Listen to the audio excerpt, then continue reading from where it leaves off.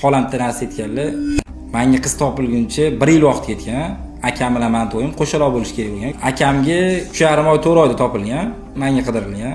Bormagan joyimiz qolmagan. Mana shunda daftarimiz, spiskamiz bo'lardi. Har kuni bitta joyga borardik. 7 oy qidirganmiz, topilmagan. Keyin xolam bitta narsa aytganlar, bitta narsani aytasan ixlos bilan aniq topiladi deganlar. Hayron bo'lganman endi. 7 oy topilmagan narsa qanaqa aniq topiladi? Bitta oila moshinaga muhtoj bo'lib yurgan ekan. Xolam ularga ham aytganlar shu narsani. Ular ro'za oyida ro'zani birinchi kunidan aytishni boshlashgan.